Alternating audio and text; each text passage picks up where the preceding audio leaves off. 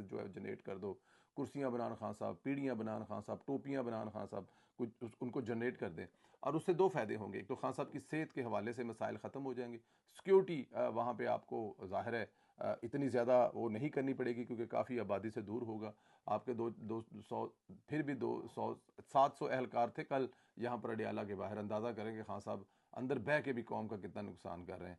तो वहाँ पे शिफ्ट कर दें और उसके बाद बल्ले बल्ले। और या क्या आपको लगता है कि लाहौर से सिब्बी या मत जेल जाने के लिए, पेशावर से जाने के लिए, कोयटा से या फिर दूसरे शहरों से खान साहब के दीवाने जो हैं वो हर मंगल के मंगल वहाँ पर पहुँचेंगे? तो जवाब है नहीं पहुँच सकेंगे। इमरान खान की बहनें मोहब्बत करती हैं, बहनों के भाई से मोहब्बत है, हो सकता है वहाँ पे वो घर लेकर किराए पे रहना शुरू कर दें और हर मंगल के मंगल वहाँ पर पहुँच जाया करें। उनकी मोहब्बत पे कोई शक नहीं किया जा सकता।